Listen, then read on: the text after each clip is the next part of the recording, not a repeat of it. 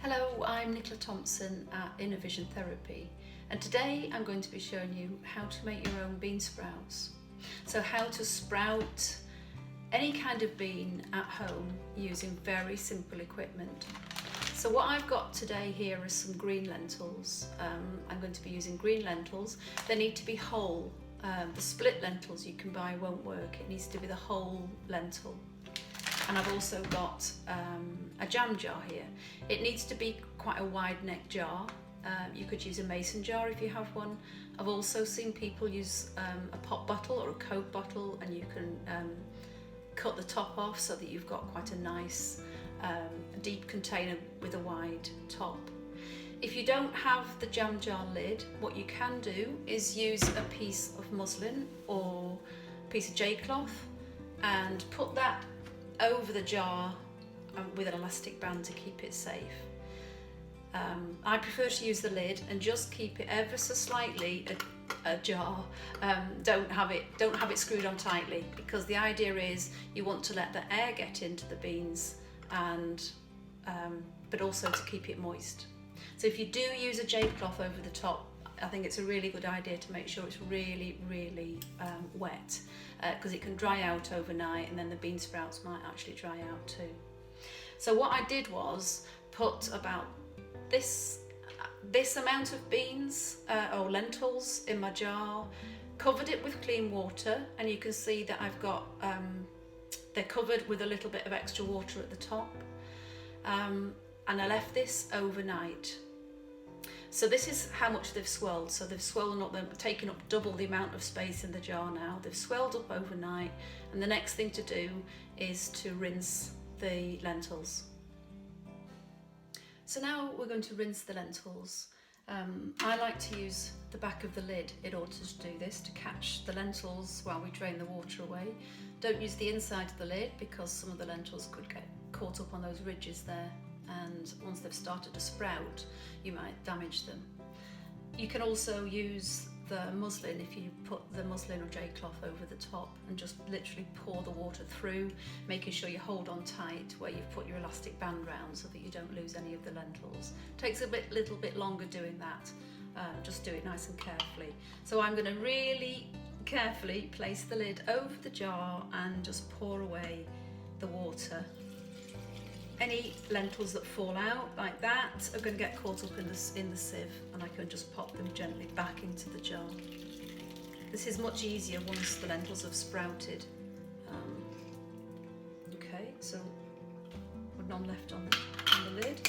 So I'm going to tap, make sure that they're all back in with all the rest of them.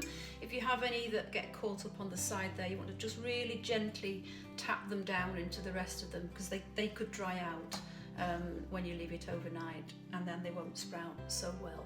Okay, I've got a few lentils that I've got in the sieve there. Lost a couple, but that doesn't matter.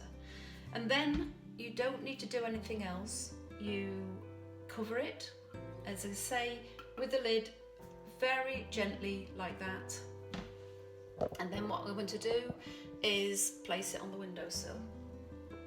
And I'm going to leave that jar overnight on the windowsill, and we'll see how it looks tomorrow.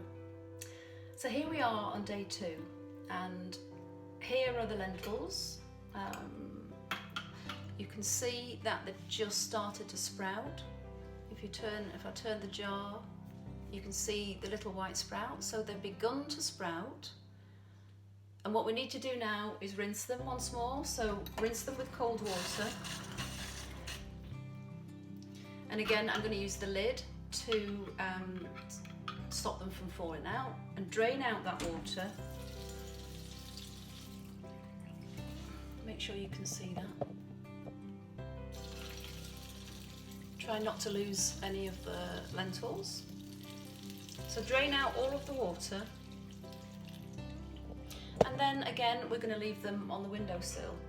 Just gently, because they're quite delicate now they've started to sprout, just gently tap down any that have got caught around the sides there, so that they don't dry out whilst we leave them overnight. And again, don't need to add any more water, there's enough in there. The lid is going to stop the water from evaporating, it's going to keep some of the moisture in there to help them grow. The lid just stops any dust getting in, it keeps the moisture in, and again we leave it ajar so that don't screw it on tight so the air can get in there too. So I'm going to put it back on my windowsill and we'll see how they are tomorrow. So here we are on day 3, and as you can see, the bean sprouts, or the lentil sprouts as these are, have grown even more, and you can see the little shoots that are coming from them. Okay, this little one here's got a tiny little leaf going through it as well, so they're now filling the jar, as you can see. So the final thing we need to do is to rinse them one more time. So I have my sieve here. I'm going to fill the jar with water, rinse them one more time, and then you can see how they look and just how many we've made. So I'm going to fill the jar with water first of all. Let's do it that way so you can see. Just gently running water this time. And I've got the sieve underneath, and I'm going to pour them gently into the sieve. That's the running water, just to catch the last few lentils that are caught up in the jar. Pour that over. And there we go. There are our sprouted lentils. Let's move that out of the way. Give them a little shake. We want to be quite gentle with them. They are quite fragile. We don't want to break off any of those lovely little sprouts. So there we go. So you can see how easy it is to make some sprouted lentils. You could use chickpeas, you could use mung beans. These are green lentils. You could also use pui lentils, as I said. Anything that's one of those pulses, that's whole. It can't be a split lentil, it needs to be the whole lentil. So this is day 3 of the sprouting, and they are perfect to eat. I like to stir fry them. You can also curry them, but you can have them fresh and raw in a salad. So I hope you have a go and enjoy.